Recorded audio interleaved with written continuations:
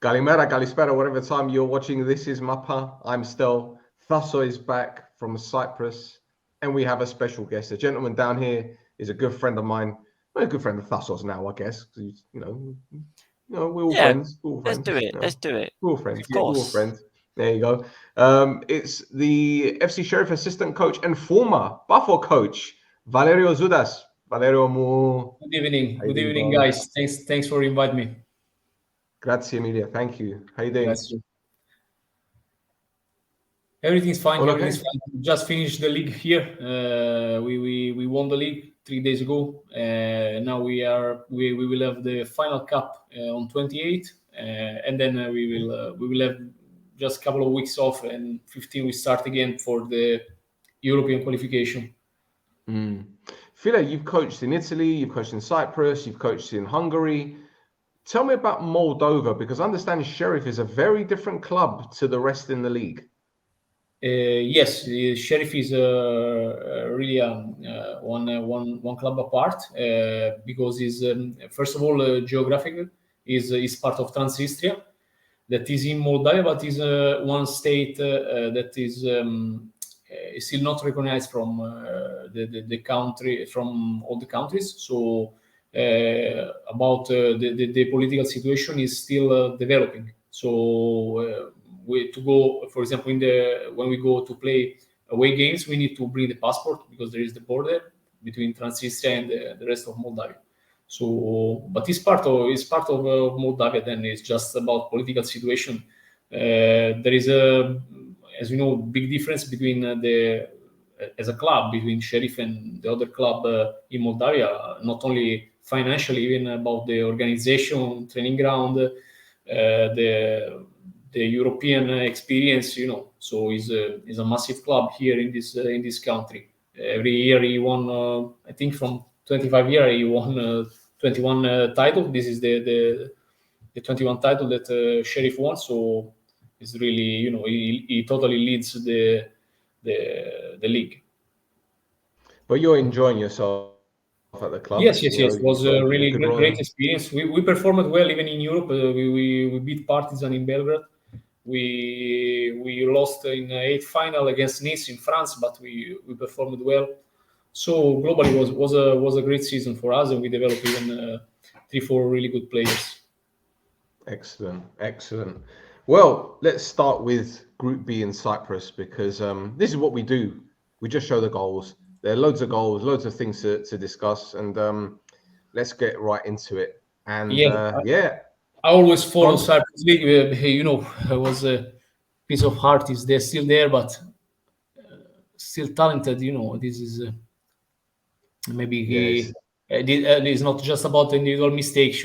Maybe we could see the action when it started before. What was the reason why they start the counter attack?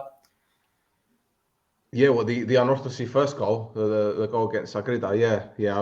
Well, they've had problems all season with their defending, but Agrida is a team that, as you know, also based in PAFOS. Yes. They're relegated now, but they got a good victory against unorthodoxy, and I'm pretty sure next season they will try and bounce back and get promoted. But this is the game that we need to really delve into a little bit, because Salamina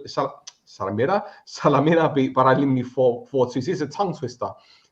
They beat them 4-2, but there's a bit of controversy in this one because there were two decisions that went against Paralimni. But Thassos, apart from those decisions that didn't go for them, I think they were kind of victims of their own unsuccess, I guess, Thassos, given the chances that they missed first half. Yeah, I mean, they actually hit the post. They actually hit the post twice, didn't they? So Fernandez, kind of the first highlight that we see when you look up the highlights on YouTube is Fernandez goes on this really mazy run, and then it comes to finishing it, and he just whacks the shot on the post. And then there's like another cross that comes in that it's floating towards the goal and just bounces off the crossbar and goes out. So they had a couple of points where they were unlucky. But their defending it's not doing them any, it's not helping them at all, is it? I mean, conceding 4 goals against Salamina, 2 of them were penalties, and both of those, when you look at them, you'd probably say yes, they were penalties. Now, however, the 2 penalties that they didn't receive, as I don't know, there's something really dodgy about them not receiving them personally, because Right. you know it's a little bit like, I don't know if people know about wrestling too much, but you know, it's like Bret Hart when he was done in Montreal, you know, the Montreal screw Montreal job. screw job. Yeah, Yeah, Shawn exactly. Michaels. Yeah, Yeah. yeah. So Well, look, like, have you let got me it? bring up the highlights. Yeah. Yeah, because this is the first incident, right? This is the first one, right? When it comes up, just bear with me one moment. So this is the first penalty shot, which they claimed handball. Now, I don't know about you. Obviously, you can't really tell there and then from this video, but this is officially what was on the GOPS website. They said that even though the referee didn't give the penalty, it was the wrong decision. It should have been a penalty for handball. This is what the GOPS said, the Cypriot FA said 2 days after the game. Yeah. Valerio, Well, is that a penalty for you, Valerio? Is that a penalty, that handball? listen, the quality of the image now is not the best one, but you know, these rules, every time there is an update from UEFA, from the federation, how to interpret it. This is, I think, the distances between them is really, really short. So, and normally you should have when you have the arm out, you should increase your volume. So that should be a penalty. But in this case, it's not increasing his volume. So it's just, I think that he's covering his face. That's what I see from the image. I don't know, maybe I didn't see well. But yes, from there, I see that he's covering his face. So I don't consider it as a penalty, to be fair. And the action is really fast. So it's not something that he can prepare. Is really, if he does like this, opening the arm, so increase the volume and the area where the ball can be touched, it's okay. So the ball can pass through another shot. But on this, on that distances between them, I think that is an instinct to cover himself. He didn't. For me, it's not a penalty. Okay. Well, this is the second one, the second decision that was given against them. They didn't get this as a penalty. And again, looking at what the Cypriot FA said, it should have been a penalty, and it should have been a yellow card for the defender because he was holding him. Oh, that's a penalty. Yeah. That's all, you agree? This is the one you're talking about, right? Yeah. I mean, I thought the way, especially the way that the rule is interpreted in Cyprus, that a lot of penalties have been given for that for that defensive kind of movement. A lot of penalties have been given handball specifically for that. Like, there's been situations where that has happened before, and it's been given. So, which explains the response from the Cyprus FA to say it should have been given and it was a mistake that it was not. So if they admitted, yes, it is. And that second one, it's that's what VAR is there for, to catch that kind of thing, isn't it? So the fact that they didn't bring it up is atrocious. Huge. Second one, in my opinion, is huge. The first one, it could be something, as I said, that maybe can be read as something instinct or between the short distance between them. But if the federation admit, now I generally don't understand this. What could happen now? Is a big damage to the club. Well, I mean, it's so. Obviously, we mentioned that the Cyprus FA came out and said, "Oops, did that wrong." Now, before that game, the who announced it? Was it the ethics committee? Yeah, the ethics committee announced that there was a yellow alert for the game for strange betting activity. So. Well, for the benefit of the viewers and the listeners, you get a yellow warning and a red, yellow alert and a red alert. The yellow alert isn't as severe as a red. The red alert is the high one, and this is where it gets messy. This is where it gets very messy. Yeah, the yellow alert is basically what it is caution, something strange is happening. Whereas the red alert is something definitely weird is going on. So they had a yellow warning for that match, like literally a couple of hours before. Yep. So 3 hours before kickoff. yeah. So it was a strange one. But the players Very weren't told strange. about it. The players weren't told about it. They didn't know. What about the alert or the Yeah.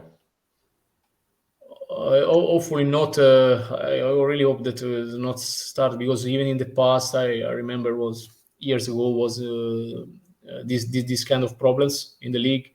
Then it's was much better after I think, or even with the help of the UEFA. It would be a shame now if start again this. Well, well, the next game, Valerio, is even more interesting. This was Olympiacos beating, DOXA beating Olympiacos 2-1. Olympiacos took the lead. DOXA equalized, but in the 96th minute, they were given a penalty, and in the 101st minute, they scored the penalty, and DOXA won the game. But this is the one that Thassos was going to mention. Don't want to steal your thunder, Thassos, but this is the one that was given as a red alert. Yeah. yeah. Oh So the one, So I mean, to be fair, when you look at the penalty decision, it does look like it's a penalty. I don't know. The bandwidth's a bit a bit reduced at the moment. I think it's on my end. I'm not seeing it too well. But when I was looking back at the highlights, it did look like a penalty. I don't know if you want to bring up the one, the screenshot that I've got on my notes of Adenom. Did you send them? I did send my notes. I hope you got them. No. Oh dear. All right. Never mind. I'll talk around it. But basically, I was wondering that. Where are they? Hold on. Let me send it to you. Yeah, you're an editor on it. Anyway. Am I? Yeah. Hold on a second. I mean, my email is not there. All right. Oh, there you go. Try that. Oh, here it is. But yeah, we'll edit it. We'll either edit this out or we'll keep it in and be like, jokes. Anyway, yeah. So this game was flagged as red alerts. Now, so this was before. This was the same time and date of the other game. But this game was played, I think, 2 days later. So they had lots of prior warning that something weird was going on. Now, the game finished 2-1, a 2-1 win for DOXA, which is very important for DOXA because it helps them to avoid the relegation. However, I think is a day or two later, again, the Cyprus FA actually put out a press statement saying that the UEFA, the UEFA people who look into this kind of thing actually provided the Cyprus FA with all the evidence that they've gathered on the match for match fixing purposes, and apparently, the party in question being investigated is Olympiacos. So DOXA, in theory, the way that the press statement came out says that DOXA, who were the ones affected by having the win, were not the ones involved in the match fixing, but in fact it was Olympiacos. Olympiacos, I mean, he didn't have nothing more thing to ask from the. Yeah, exactly. They had already confirmed that they were relegated. In fact, the performance over the last 2 or 3 weeks meant that they got to the bottom of the league, where Agritas were for a long period of time. But yeah, so that evidence is now being passed on to the legal expert at the Cyprus FA, my friend and yours, Vrionidis. So we probably won't hear from that for another 2 or 3 months, but it's going to be tasty when it does come out. Lots of, like legal language is difficult to understand normally, and in Greek it's terrible because they use tenses that you've never seen in your life before. Like they somehow make the future and the past meld together when they write these documents. It's so strange. So I've got to when that comes out, I think I'm going to have to take like a 3-4 hour mental health break to figure out what is actually being said. But yeah, something's By the way, going this on. team's extra football is always better to let the authority lead. Let's see what they will do. Of course, will be really sad in case should be something, but hopefully not. Well, Thassos, there was the add-on photo you mentioned, the handball. Yeah. Is this the one you're talking about? This one here? That's the one. Is that the one? There it is. So that was not given As a penalty. Yeah. Which this was very, very earlier on as well in the game. I'm not the best. I'm not the best with the referee. To be fair, so it's not. I don't have great relationship with the referee generally, but it happened right in front of him as well. And I think the original decision from the referee was to give the penalty, and VAR called him back. So it's a very strange one. They did these, not to start off on a negative point, but there's something weird's going on down there, and I think somebody needs to go poke around and find out what's happening. But today there's been an announcement, hasn't there? Is this what you're talking about? The actual official announcement that UEFA are fully investigating the game now? Yeah. They announced it today. No, they've already investigated it. And they have. They've given the evidence to the Cyprus FA, and Vrionidis is going to review it.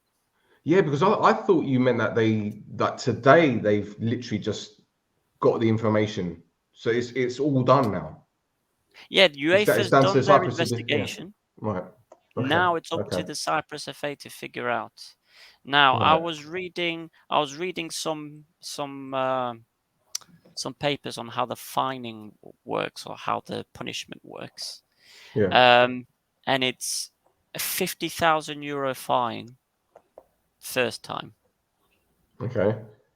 So for a team like Olympiacos, who don't have that many finances, and in fact, the chairman that did have the finances has actually pulled out of the club, could mean something quite disastrous for a team like Olympiacos. So, yeah. Valerio, what do you remember about Olympiacos when you were in Cyprus? Do you remember Olympiacos, the club, how things were there? Yes, I remember. He was performing pretty well. Was like he did like a season like an outsider. So with a small budget, but he was there fighting for the top 6. I don't remember if they achieved the top 6 in the end. I think yes. They did when OMONOIA won the title. They were in the top 6. I thought, what does by the way, was a team that put us in difficult when we played against. Was a small budget, but really well organized. Then, to be fair, in the last 2 seasons, I didn't follow them, but now he's relegating. So I assume that even outside the pitch, they probably could struggle financially, or some problem with the club. So that's the point. It's not the only fault about what happened in the pitch most of the time. Okay. Yeah, this season they struggled to start off with quite a lot. They got rid of the first coach. They brought in a Cypriot coach who shored up the defense, made them a bit more solid, harder to beat, and then they decided. So Dornaridis, who's this chairman who had the finances for them, decided he wanted to get rid of this coach and bring in a coach who'd been with the club before, because that worked for DOXA, who were also in the same situation. Now, the thing is, the manager at DOXA took them on a 7-game unbeaten run, something like that. Whereas Dudic has come into Olympiacos following the sacking of the previous manager, and their form has fallen off a cliff. They've been absolutely terrible since he's come in. But okay, when you do this kind of championship, is totally different to play not to relegate than to achieve the top 6 or to arrive in Europe. So even to build a team and to the style of play, the approach in the week to every game is totally different. It's really hard. So I generally believe that maybe they could have this kind of difficulties, because there are 4 or 5 clubs, with really big budget. So of course there is a gap, financial gap between this first, and then consequently even technical.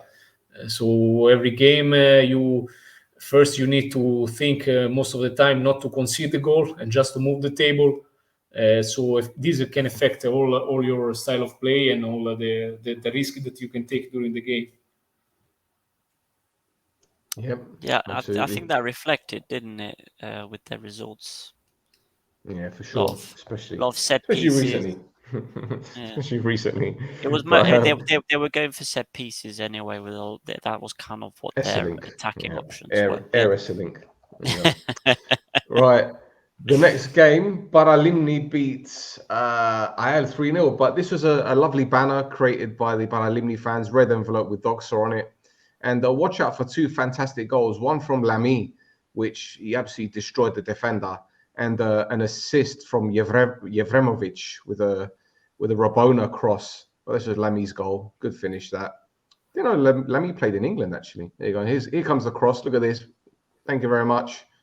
And redemption, a little bit of redemption for AL. The next game was Olympiacos drawing with Agrida. Our friend Joel didn't like that one, to be honest. I'm sure he could have done a little bit better than that. No disrespect, but it is what it is. Olympiacos equalized. And the rest was history, I guess. Another cracking goal from Agrida. Who scored that one? He scored a banger against... was it Gavril? Gavril, yeah. He scored a similar goal, didn't he, earlier on in the season? Yeah. Yeah. And tonight, here we go. DOXA losing 1-0 to Salamina, which throws their survival hopes in a little bit of doubt. And Anorthosi beat Garmiodisa by 2-1. Again, these games happen this evening, boys and girls. So as you're watching it on Thursday morning, this is Wednesday night. And, we didn't get to watch these games. And do you blame us? Because, no disrespect, it's Tuesday. Group B. It's Tuesday. It's Tuesday. We don't watch Group B games. It's Tuesday. Tomorrow's the cup final, Stel. Come on. Yeah, of course. We need to worry more about that. But look, overall, Valerio has. I don't know if you've been following the Cypriot League as much as us, Valerio. I wouldn't be surprised if you haven't. But it's been a difficult year for Anorthosi, for AL. They haven't really reached the levels that we thought they would. But then when you look around them, Salamina have been excellent. Even Garmiodisa at some points this season, they look good. I know they've had 7 coaches now, which is crazy. But I think everything seems to ride on what happens in the boardroom. If a club's boardroom isn't good, then expect the whole club to be a mess. Okay, these are situations that is not only in the Cypriot League, is almost everywhere. I follow because I had guys that I coached in the past playing in Anorthosis. I have also friends in APOEL. So of course they underperformed this year, maybe because they have a big fan base and big expectation. They are usually a team that stays regularly in the top 6. But I think that with they start, if they start to play the new season, they start with a great base. So will not be difficult to fill again the gap with the top 6. It was really interesting, the situation on the top 6 up. To be fair, not only about the victory of Aris, that is absolutely something fantastic, because 2 years ago they was in second league, so it was fantastic to see this kind of club winning with ideas, with organization. Spileski, young coach, did amazing. Not only about that, really now also the challenge to enter in Europe on the last game. We will see what could happen with PAFOS, APOLLON, AEK. For sure, absolutely. Well, let's talk about the playoffs now, because this is the important part of the show. Again, no disrespect to Group B, but Group A is the entertaining one.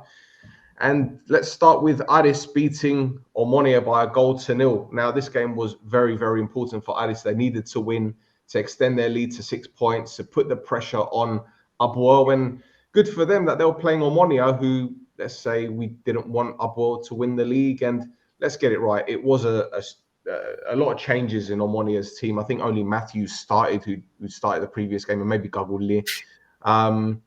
But OMONOIA did well, I think, on the whole. Thasso, what do you make of this game? So I just need to go in there. That was a penalty, right? We know we're saying that's a penalty. We just walked past that, but that is a penalty, right? Yeah. Okay. Yeah. Good. Right. I wouldn't have a problem with that. I'm just saying, I wouldn't have a problem. Yeah. If it was a penalty. I think it's more of a penalty than the one that was given. But anyway, we'll get to that. But yeah, the fact that it was a strange one for people who know about the APOEL and OMONOIA rivalry. The fact that the OMONOIA players are actually giving it a go was a strange one, because they didn't just sit back and let Aris score 2 or 3 goals and then just pass the ball about. They were actually trying to win the game, which I think freaked a lot of people out. Yeah, me included, mate. Me included. Yeah, there you go. So this is the penalty. That's a pen. That's a pen. That's the fall of me. It was not the best game of Miletic, to be fair. Yeah, but it does look like they're both going at each other. But yeah, you can. It's a penalty. It's just this one probably needed a bit more thought than the other one that wasn't given. But anyway, that's my thinking. But yeah, this penalty, he doesn't half hit it, does he? Yeah. You could hear the ball screaming as he hits it. He hits it so hard. If Zohar had got a hand on that, he would have shaved it off. He really hit it. Yeah, and someone sent me a video of OMONOIA fans celebrating the goal as well. Okay.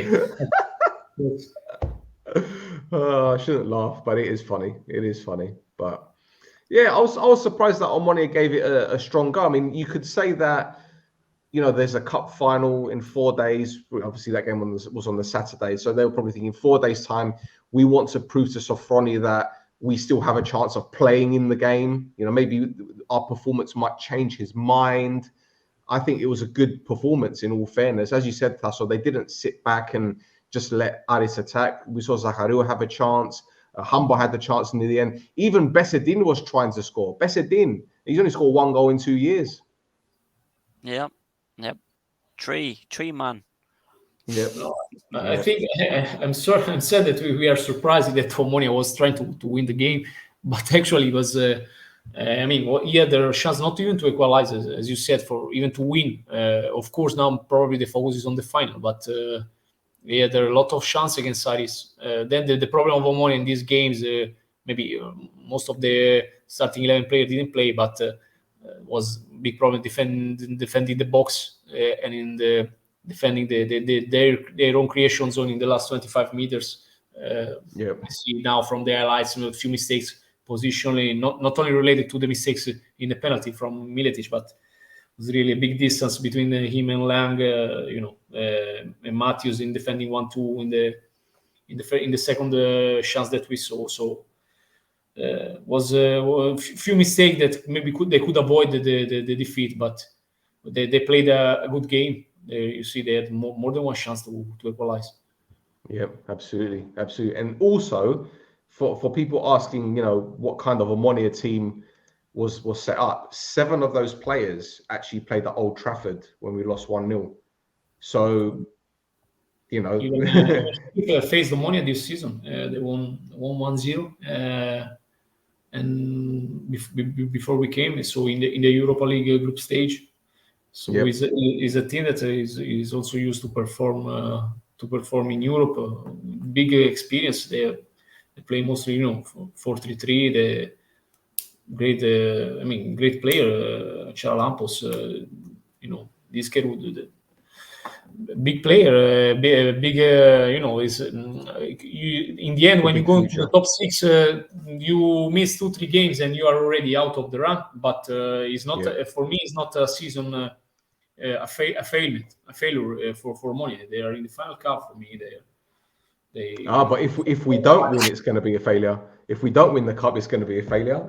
Yeah, you because you are a fan. You speak with your heart. But it's Fair enough.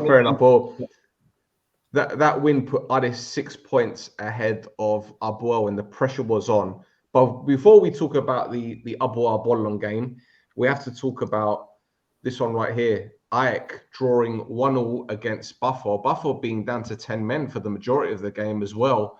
Thassos, this again was typical AEK, balls from out wide, set pieces, everything. They just couldn't score until literally the last kick of the game. But I think PAFOS did very well given the circumstances. Yeah. I mean, going down to 10 men, they go down to 10 men quite early on as well. So they put on a defensive display. I think they could have actually snuck in a couple more goals as well on the counter attack. What is Kvida doing there? What is Kvida doing? Yeah. Kvida already he shouldn't have been there to start off with, and then he pulls that bit of skill out from nowhere as well. It's fantastic finish, wasn't it? It's like.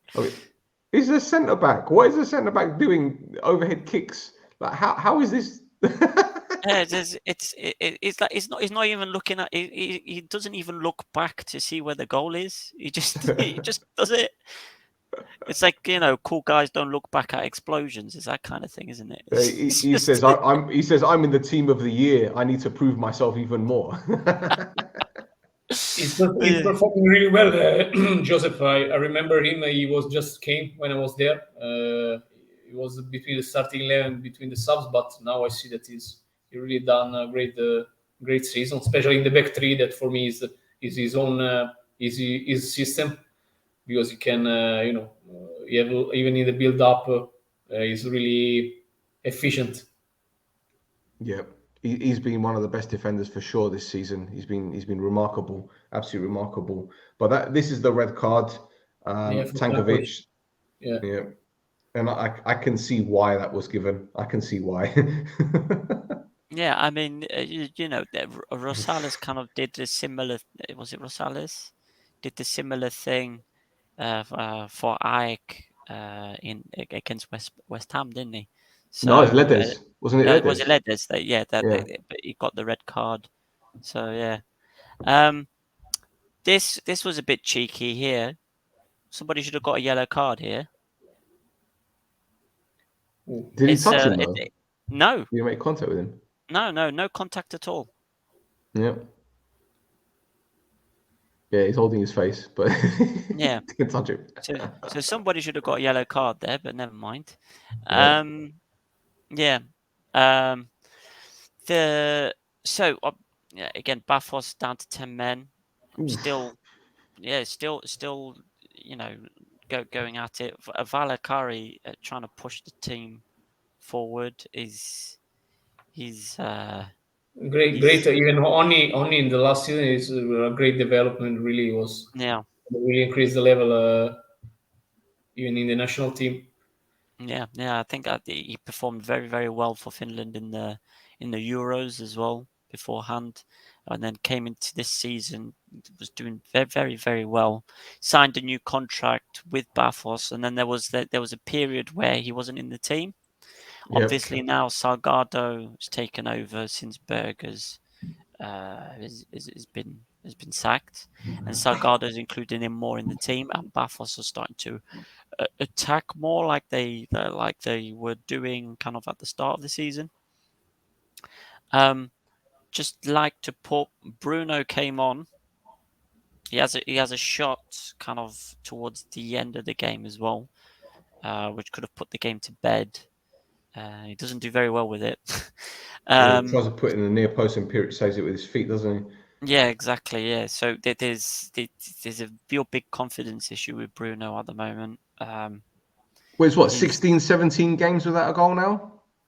Well, I don't know how many. He hasn't scored for Bafo yet. No goals or assists for Bafo. It's very disappointing for any player, never mind of somebody of his supposed caliber. Well, this is the chance, isn't it? He's here. done So very well to beat the defenders. He does all the hard work, and then kind of wastes the finish at the end, which is a big shame. But he does that all the time, Thassos. So even at OMONOIA, he never put the ball across the goalkeeper. He always tried the near post. It infuriated me. And then almost straight after, there's a couple of chances for Aik from corners, and Trzaskowski gets it in there. There you go. He does what he does best, and that's score goals. You know, he's a legend in Cyprus. Utter legend. Okay, it was a tough game in the end, but down one man almost all the game. But PAFOS, by the way, since Salgado came in, I mean, it's really compact team and really hard to beat. It was really solid club or solid team. So he's doing great job.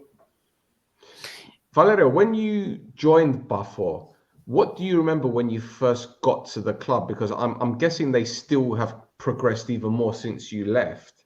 But their training ground is phenomenal. They've got a lot of good infrastructure. What do you remember when you first joined the club?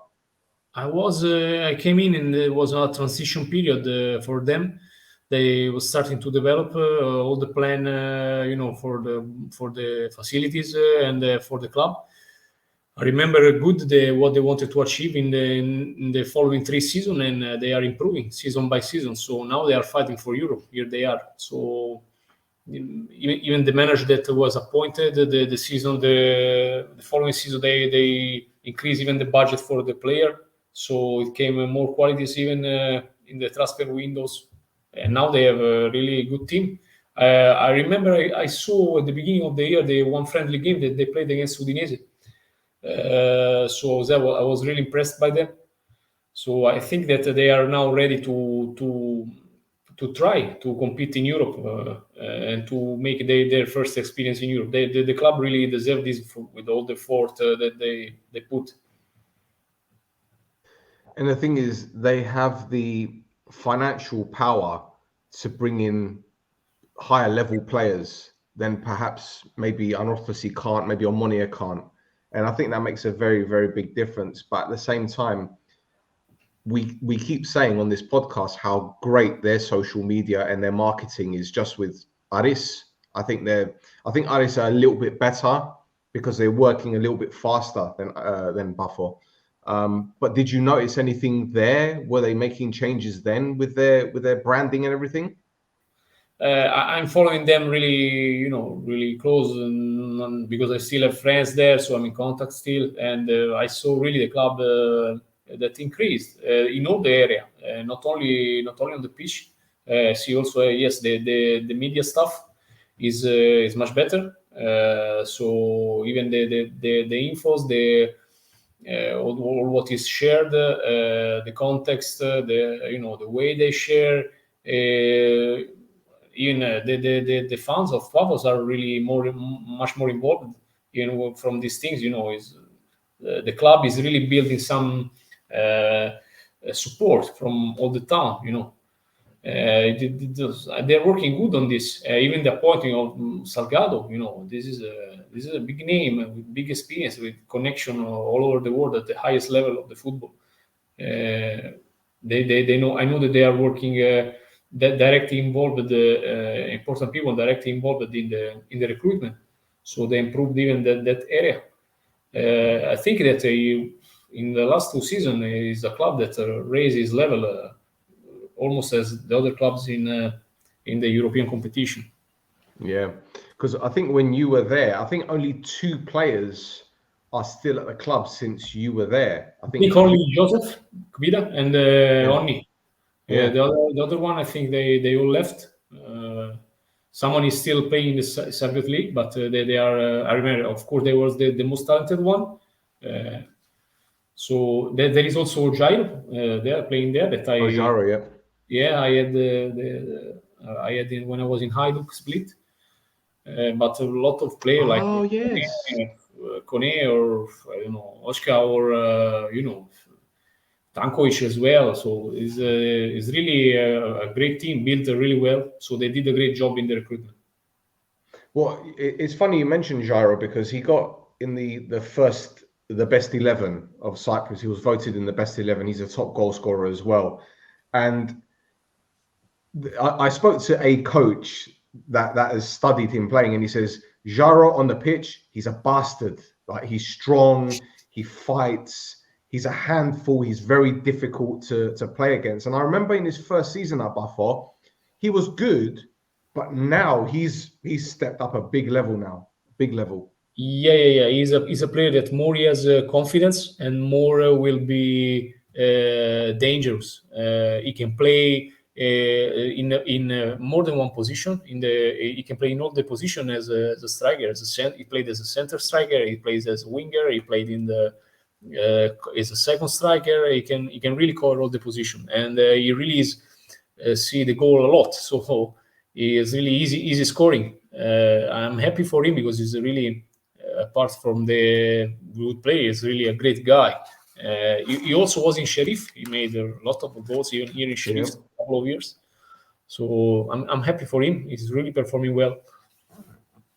Yeah, he definitely gives something extra to PAFOS, and it's no surprise that he was a winger because when he plays for PAFOS, he likes to run into the channels, and he seems very comfortable doing that.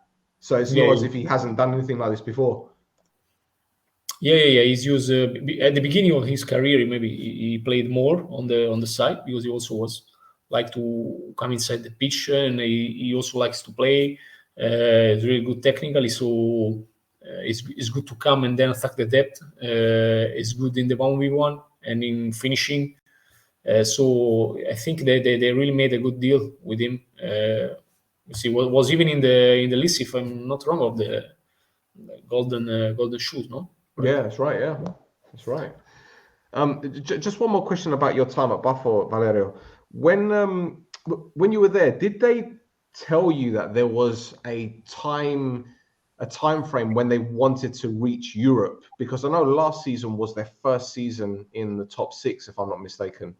It was, yes. Wasn't it? Yeah, last season was their first season, and this season there's a chance they can get into Europe. So when you guys were there, I think it was when Cameron was there. Is it when Cameron Toshak was there? Yes, Toshak. Yeah. I thought that there was a plan. I don't know, 3-4 years, but she's the Euro. So if it's not this season, for sure the next one, and they are going really close. So let's see the last game.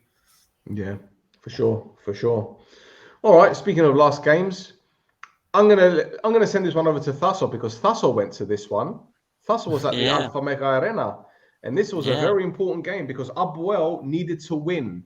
Anything less than a win, and Aris were champions. It finished. Thassos, what was the score? It finished 3-2 to APOLLON. Yeah. Great stuff.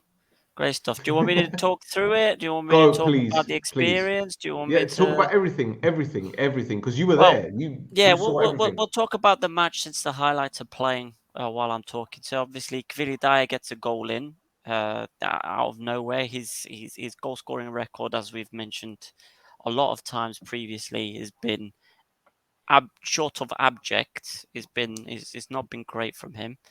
So for him to get the first goal in the game as well to put APOEL in the lead, very important goal.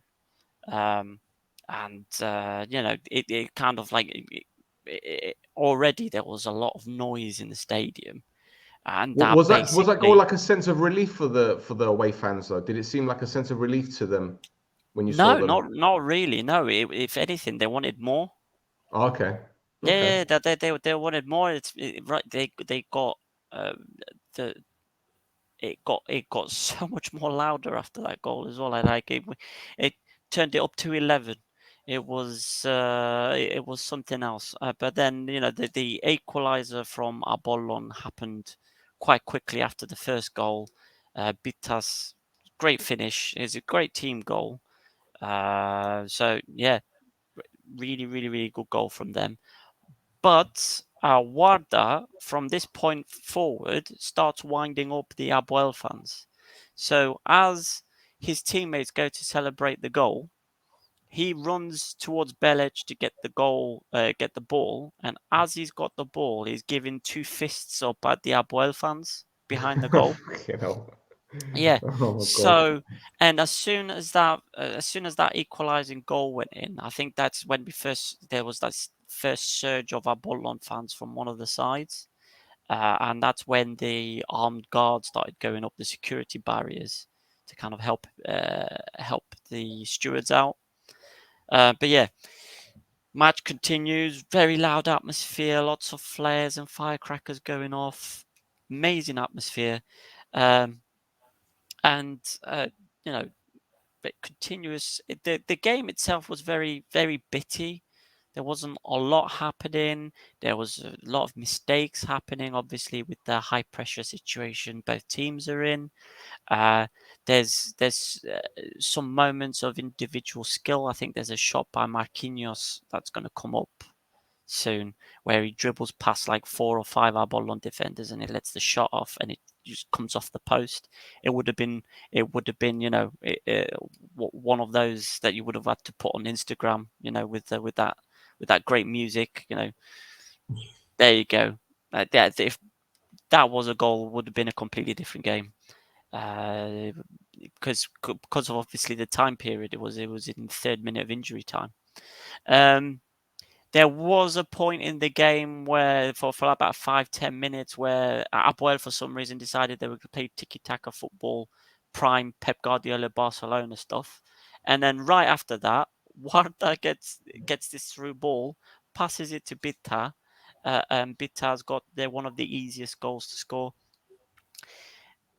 Very good goal for APOLLON, but obviously words have got to be said about that defence, man. Look at that line. That line, absolutely terrible. And Dvali started running back before Bitta, and Bitta is 10-15 meters in front of him. In the end, it's Crespo who doesn't deal with him either. So, big defensive problem, I think, for that second goal. And then kind of the 2-1 happened.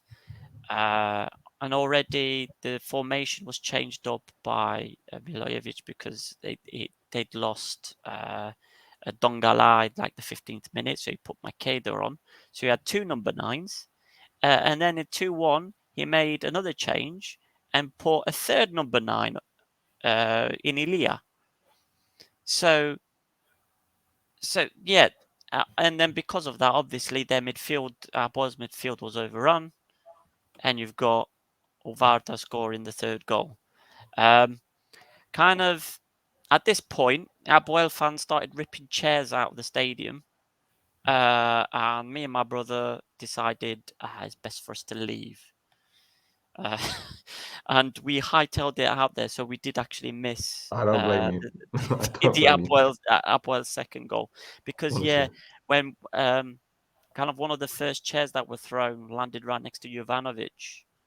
So I was like, nope, we're getting out of here. Because as soon as that third goal went in as well, there was another surge from APOLLON fans from both sides this time, going towards the away fans. So at that point, we thought, nah. So we did miss kind of the more dramatic bits and pieces that were happening kind of at the end of the game. But yeah. But Kvilita scored again. Yep. There you go. Happy. Yep. Yeah. I mean, better late than never, I guess. If his form was better kind of during the playoffs, then APOEL wouldn't have been in the situation that they're in, having to win this game to have any chance of anything to do with the league. Yep. But it is what it is for them, I guess. So it's something that they're going to have to work on for next season. I think that APOEL in this game, I saw a lot of mistakes relating how they defend the box. When there was the counter attack that they score, APOLLON was also about the problem, not just about the line, even about the offensive balance. Was not pressure on the ball side, so should be one player in between to stop the counter attack, to make a tactical fall ready to to support the team. Now we don't know what was the action, the developer of the action before, but it's clear that on the key pass nobody was putting pressure on the ball properly. Yeah, it was they basically lost possession in midfield. So APOEL had lost the possession in midfield, and basically that through ball was the start of the next phase. So they lost possession, and straight away the pass went. And it's something that APOLLON have been doing since Andonia has taken over. Andonia is doing great. He's doing great. And I saw also that, by the way, I think that in this game they play 4-2-3-1 APOEL. So a lot of times Andonia was trying to play on the winger the pass between the fullback and the center back. So he wanted the center back go in wide areas. If you bring the center in a back four, the center back in wide areas, one of the two sixes needs to drop to fill the space or needs to follow the opponent's runs. If not, you are always in a numerical disadvantage in the line from low box. So that what happened, and I saw 4 or 5 chances like this because the two center backs were struggling. The create point value is not that they are the fastest one, so it needs the help from the sixes. Well, yeah, I mean, one of the sixes that they had is Konstantinov, and he took him off to put the third striker on. So that made the space working that APOLLON were doing, that made that even worse for APOEL, because he'd taken off even more of that protection to put more firepower up front. Yeah. Hey, you're on mute, Stel. I don't know what's going on with me today. Honestly, I'm having a nightmare. I was just going to say that it just seems that with Varda, it's Varda vision all over again, because this guy, whenever he faces APOEL, he's like a man possessed. It's almost as if he turns into 3 players. And as you said, he was winding up the APOEL fans. He was winding up the APOLLON fans, and it's almost as if he loves it. He loves the attention. He loves just creating chaos. And you know what? If it works, it works. It's just a shame for him and APOLLON that he's waited this long to do this, because I think maybe this was probably his 4th or 5th best game for the club since joining them. Yeah, no, I mean, to be fair to him, since he's joined APOLLON, he's been very, very good for him. It's Anorthosis seem to have missed out on him in the first half of the season. Yeah. They obviously they made him a permanent signing following his loan signing from last season, and then that player disappeared, and now he's reappeared again. Yeah, and he's trying to cause trouble. He's going to get himself hurt at some point.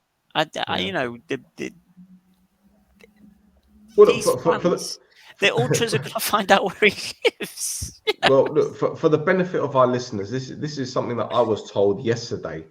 So I'm not. It's fine. It's not as if it was like a secret. But VADA actually agreed to join APOEL in the summer, and the APOEL ultras heard about this, and they made a huge complaint to the president of APOEL, and they basically said, if you sign this player, we're burning down the training ground. So they cancelled the deal.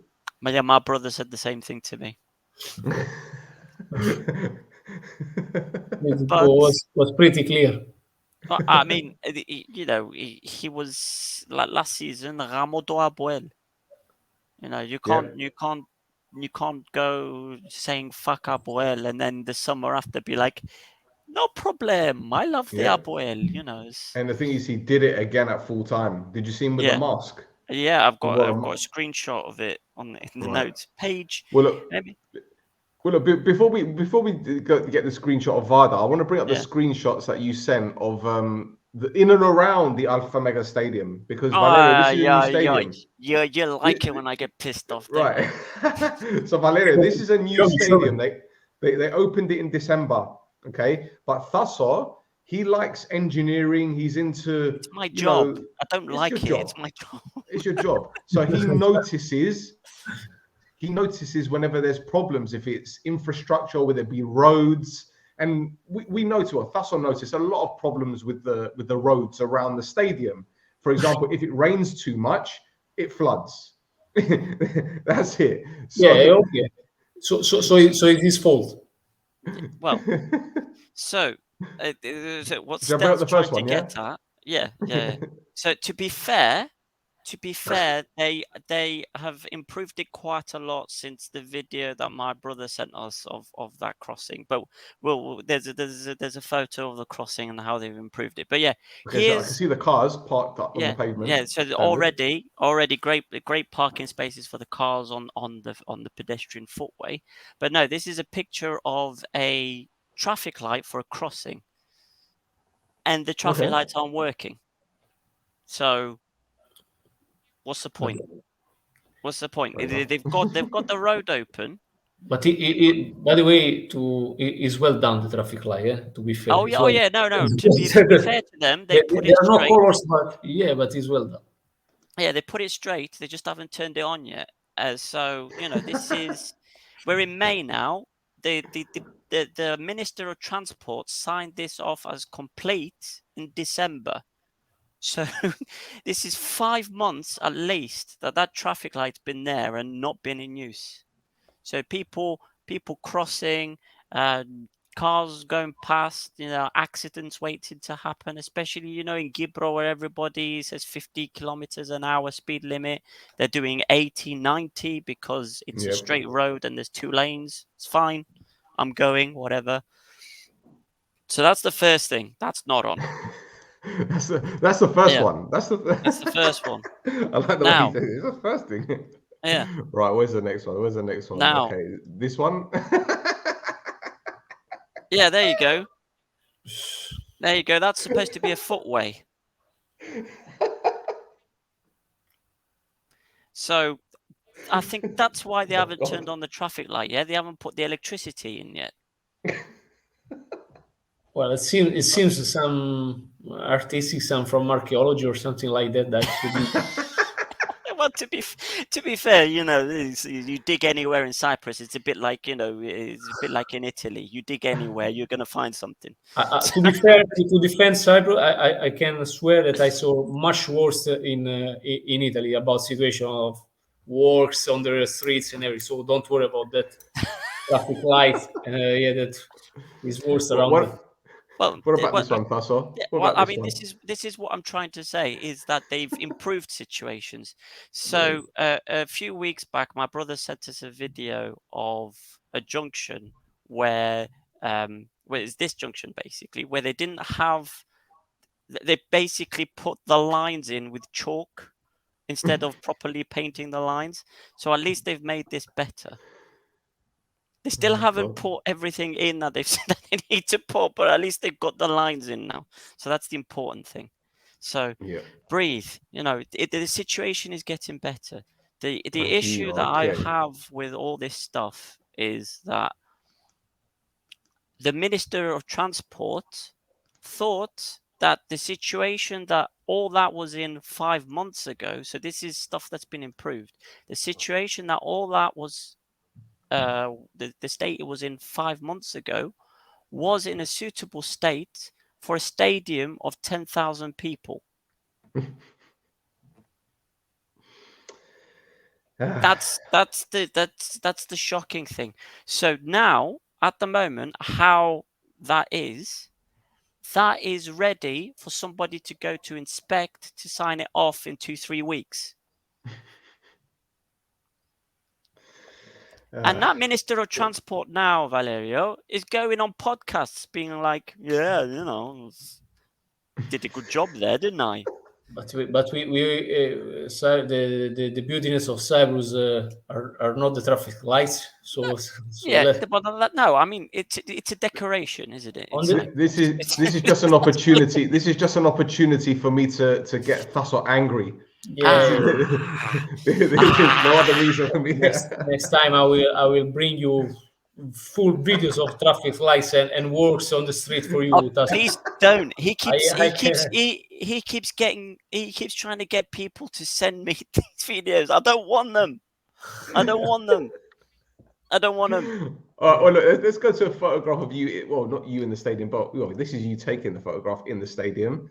It looks very nice, doesn't it? It's a very nice stadium. The atmosphere, the facilities, everything is top notch as long as it doesn't get destroyed.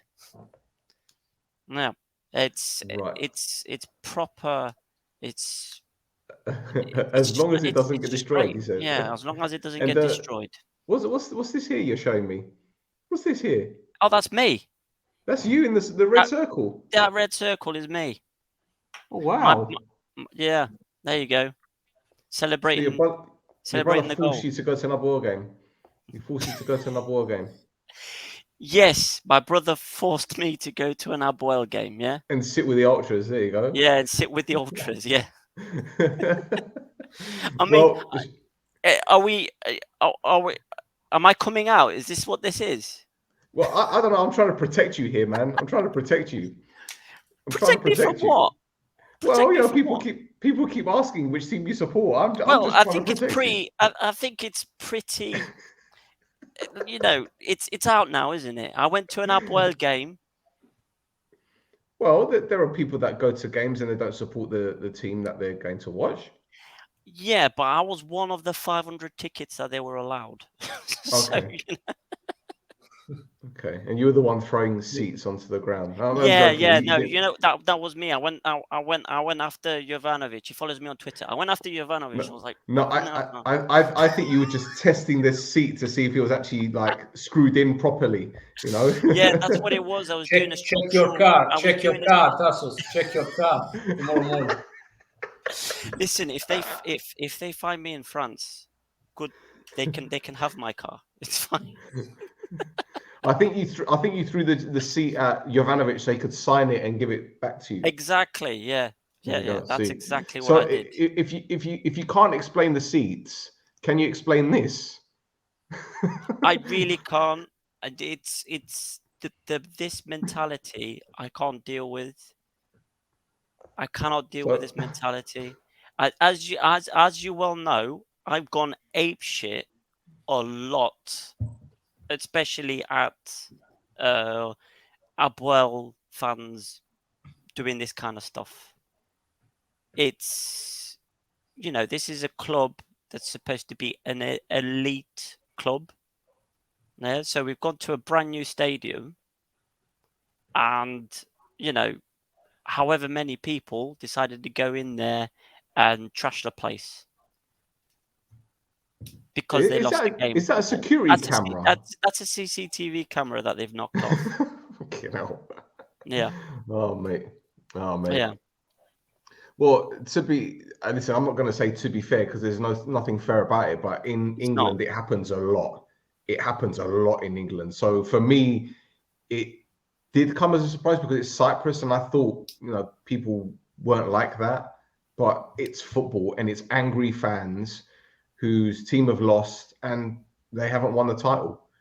Yeah. Now, I'm not excusing it. Don't get me wrong. I'm not saying that what they did was right, but if it was England, it probably would have been the same. It might have been the same in Italy, Valerio, no? Yeah. Unfortunately, there are it's just similar situations. It's disappointing because APOEL are supposed to be an elite club. They're supposed to be a club. They're supposed to be the most successful club in Cyprus. You know, with all the titles and the cups and the performances in Europe that they've put in their history. And then, you go to a brand new stadium like that, the atmosphere, the game, great stuff. There was a bit of, the flares, the firecrackers, great stuff. There was a bit of anger being spilt, obviously, with the fans trying to do something in the stadium and then kind of it calming down. And then, the third goal went in and there was like 5 or 6 people in the crowd that absolutely lost it. And then 5, 6 people turned to 10, 10 to 20, 10 to 30. So that's why me and my brother, we were out of there before it got bad. Yeah. Well, there's this image from Amavada showing he didn't help. Yeah. Proper Doing his winding best up the impression of X-Pac. Back to the wrestling. Back to the wrestling references. And there's a few other things that you sent over. We'll go through those in just a second. There's this one here. We can quite make it out actually. Yeah. There you go. Fellow Portocalli Negro. I want a dead orange man. Yeah. So for those of you listening, the APOEL fans, they wear orange. The ultras, shall I say, they wear orange because they based it on the Clockwork Orange film, and that's why they wear orange. So here we go. APOLLON fans want dead orange people. So yeah, the right hand side you'll see the logo, the circle with the line going across. That's Thiraena, which is sorry Thiraena. No, Thiraena. Yeah. Thiraena. Sorry. I've got Thiraena on the brain. I don't want to get those two mixed up. Fucking hell. Sorry. Don't kill me. Jesus, I've got Thiraena on the brain. Sorry. So Thiraena, which is the APOLLON Ultras. And as you can see, they're pleasant people, as you can tell. Yeah. And also, there's one more thing as well. Was it about the APOLLON fan? Is it an APOLLON fan? Yeah. Oh yeah. No, there was a few things. So the Cyprus. So I didn't see this. Obviously, we left. We left. Are you referring to this? Before full time. So yeah, there's that. So those are the APOLLON Ultras to kind of posing in front of a fire that they started. So all well and good. But yeah, this was a picture of the Cyprus Mail.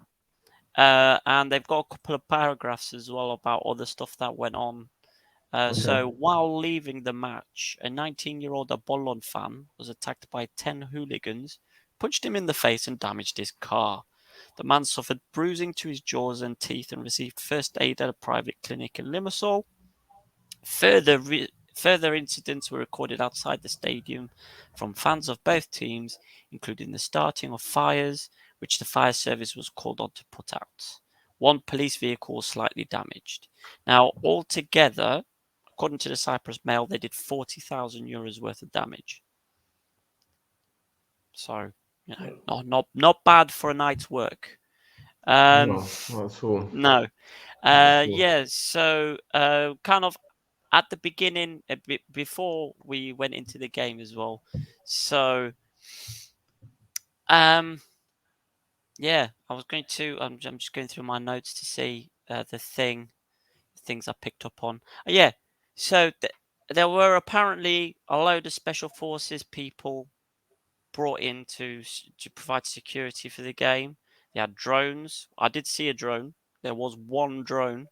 And they also had their big water tank vehicle that they had parked up. Water cannons. Come on. Yeah. Okay. They had that one big blue thing parked up outside the away end gates. But but yeah, those guys didn't do much at the beginning before the start of the game, except for when the Boria was making its way down, kind of the outside and up from the top of the hill to get down to the bottom of the hill and to the away end gates. They just marched up very slowly up the hill, like they were annoyed that they were having to go uphill, basically. Yeah. But yeah, there was another weird thing as well. So there's there were plenty of APOEL fans waiting for someone at the gates, so they hadn't gone through. And basically, the armed guards were there just asking people, "Why aren't you going through yet? What's going on? Why aren't you going through?" Trying to find out. So it was like there was like a high pressure kind of like, I don't know. There seemed like to be there seemed to be some kind of build up going on. I don't know what that was about, but anyway, as we were going through the gate, they had maybe, I think there was 2 guys who were scanning the fan cards, and one person in front of us got stopped because the ticket number on his the fan card number on his ticket didn't match his fan card number, so he got thrown out. Whereas there was like 20 people behind him, and maybe 3 of those people got their fan cards checked behind him. I mean, they didn't check mine. I was like, I had my phone out. All right, then I'll just all right, okay, see you later. And I went through. So yeah, there's security there. There's not enough of it. There's just not enough of it. They're not paying for enough security. No. You shouldn't need armed guards to check people's tickets. No, of course not. Of course not. It's like going to America, going to the airport in America. They've got the armed police and they're checking you at fucking security. That's too much passion in Cyprus.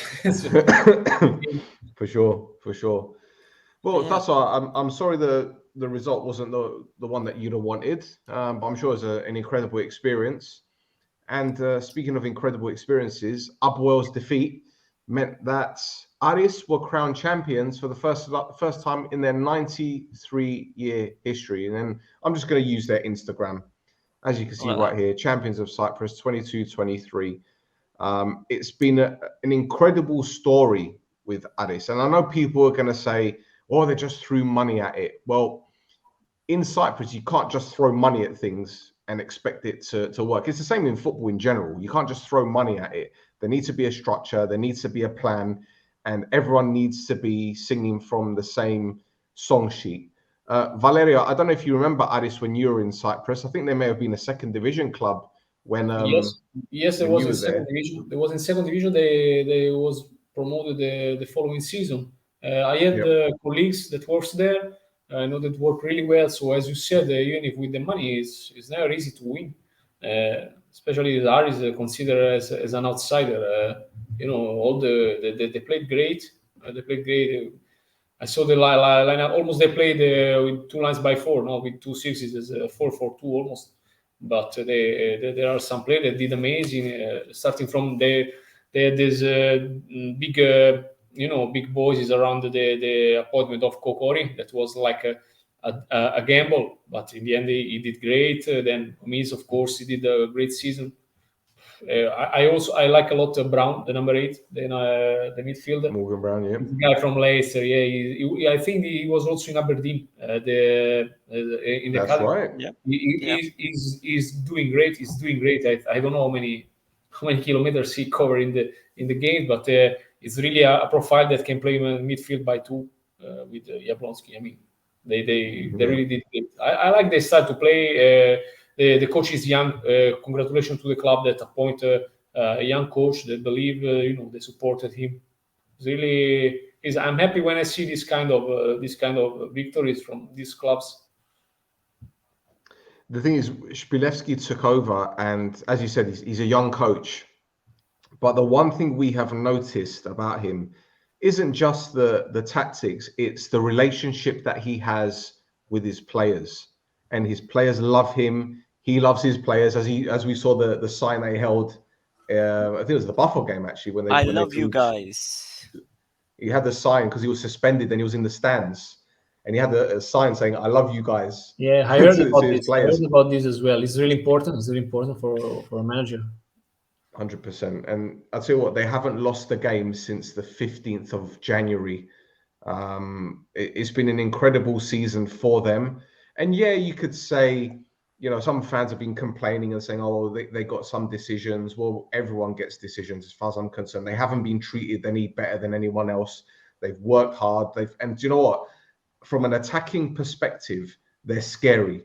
They're absolutely scary. You got Bambica, Yeah. you got Mayambella, you've got Gomes, Bengtson. Kokorin, as you mentioned, Bengtson. Great attack. But the point is, the attack. I saw what there was the point where we was looking at the highlights. They had 6 players in the box. 6 players in the box plus 1 was crossing. They're really brave. They really wanted to win that game, risking. They're not scared to risk. They really attack. And even their attitude, even out of possession, is great.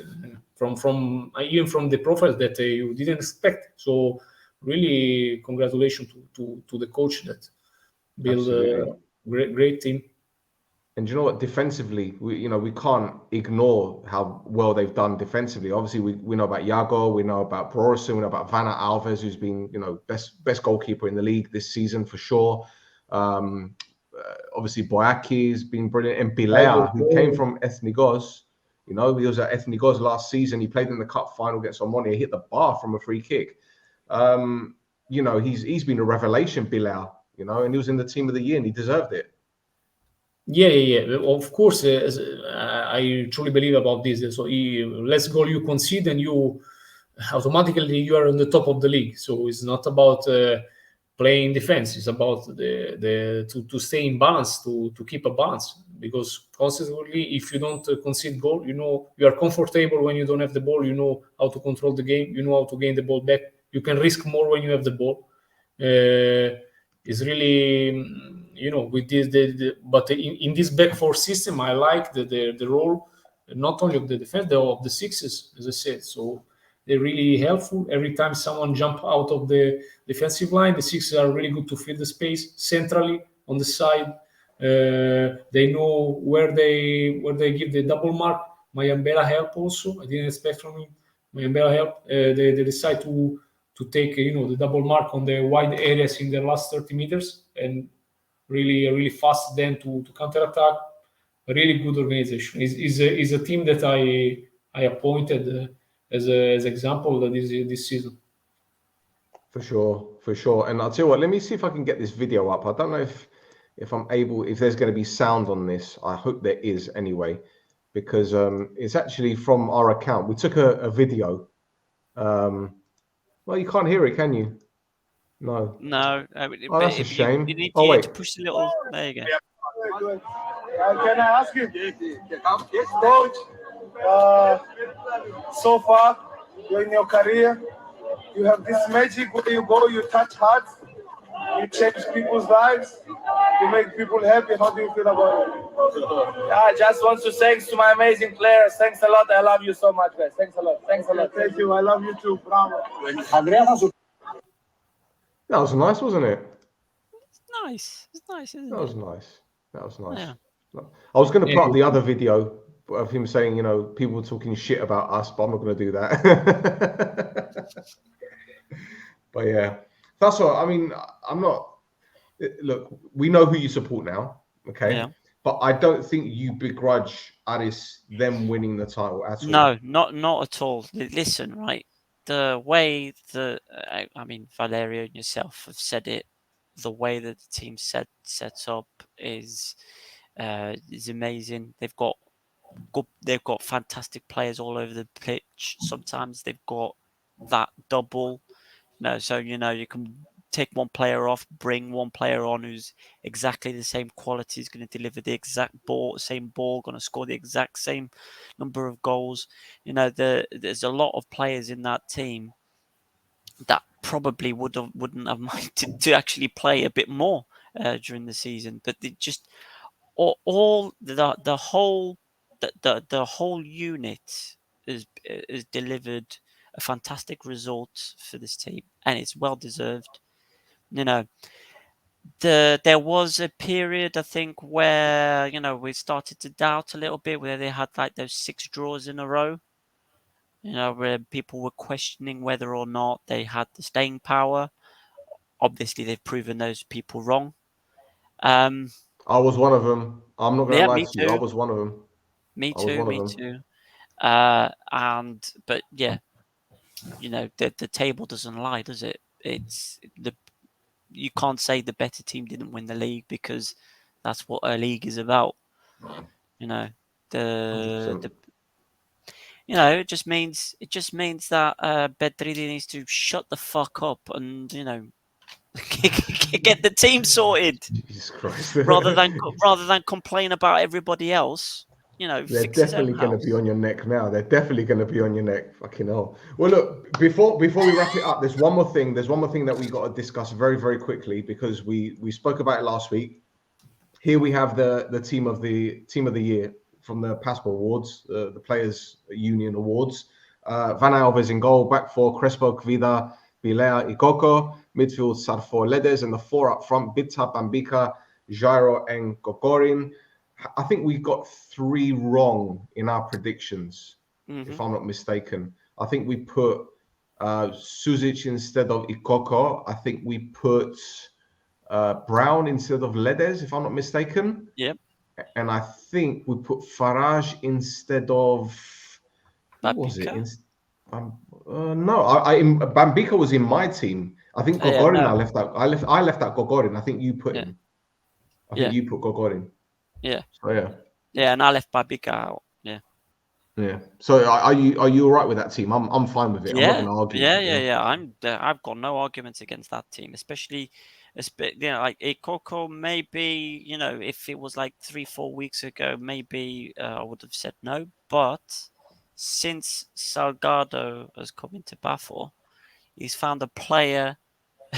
Basically, there's a spitting image of himself when he played. Yeah. He found exactly the same kind of player, and he's put him in that position, and he's excelled.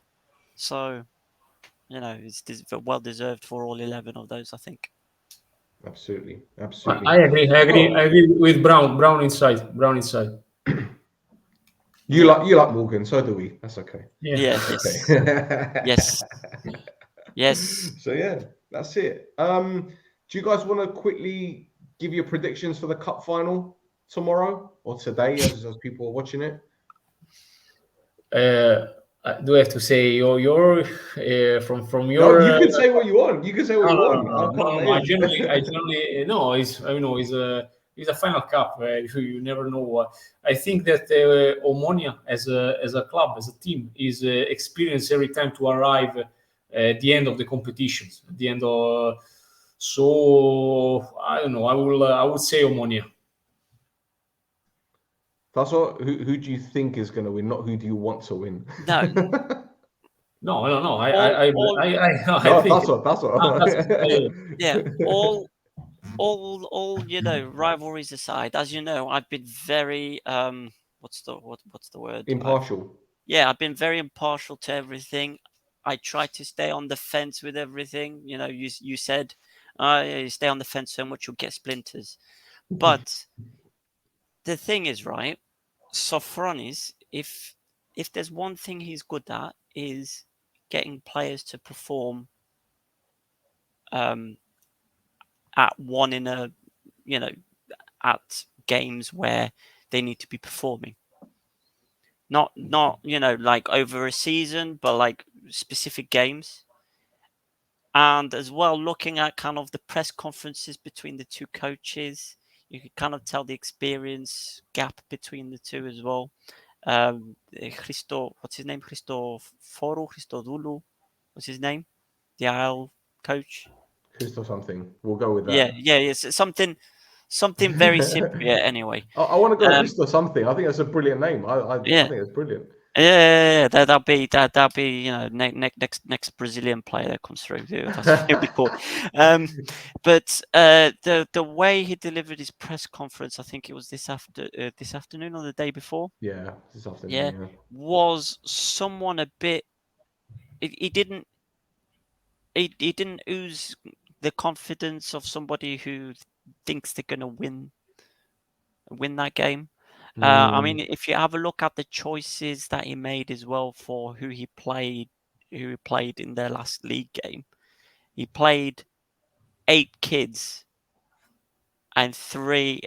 He played 8 kids: Continella,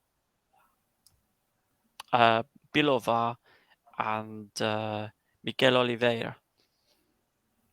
That's the 11 he put out against Paralimni. Yeah.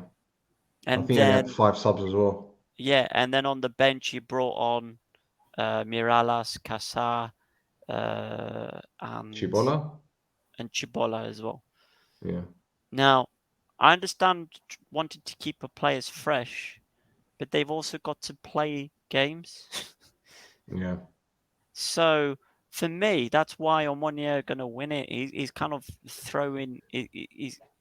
I don't know. He's trying to avoid injuries to his star players to get to the cup final and be able to use them. Well, look, maybe Valerio can tell us, because Valerio Miralas has been injured for what, a month, 2 months? We'd say. We say about a month. I saw he's out for the last 4 or 5 games. So I think more than 1 month. Yeah.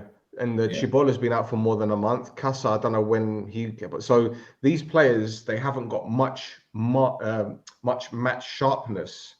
Do you think that will play a part in their selection in the cup for the cup final?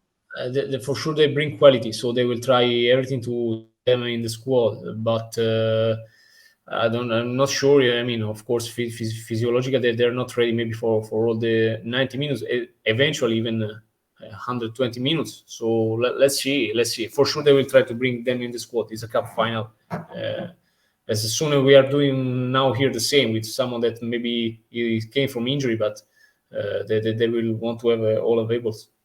Yeah, absolutely. Yeah, I think all signs point to a very narrow OMONOIA win. I'm not saying anything. I don't like making. Yeah, you sit on that fence. I'm gonna sit on it, and I will take every splinter I can. Honestly, I'll take every bit of xylo I can. I don't care. I'm not saying anything. I've been trying not to think about this game at all. I did a preview on Saturday, and I've tried not to think about it at all because it's just going to bother me. But anyway, fingers crossed the next time we do a pod, we'll be talking about OMONOIA winning the cup. But anyway, Valerio, thank you so much for joining us. Really appreciate it, Phil, and hopefully we can do this again. I really enjoyed. Thanks to you too. Anytime, and you know your Cypriot football, and it makes our life a bit easier as well. Passionate football. Of course. Yeah. Thassos, do you wanna? Oh, Valerio, are you on any socials like Twitter, Instagram, anything like that? Yes, on Twitter and LinkedIn. Yes. You're on Twitter and LinkedIn. Okay, I'll put your details in the description at the end of the show. Thassos, yours? At Flares Gaffes, if you want to follow me after finding out who I support, do it. You'll get more fans now that you support them. We'll figure it out. You think? I think a couple of people are going to unfollow me now. Let's see. Nah, you'll be all right. Anyway, that's it for another episode. This is Mappa. Thank you everyone for tuning in. We've got one more show next week, and that's it for the review side. We've got plenty of guests coming on very, very soon. Congratulations to Aris again for winning the title. It's been well deserved. And don't forget to follow us on Twitter and on Instagram at This Is Mappa. We have a Discord, which is going to be in the description. Like, comment, let us know what you think about what we're doing, what guests you'd like on, anything that we can do for you guys as well. So until next time, boys and girls, be safe.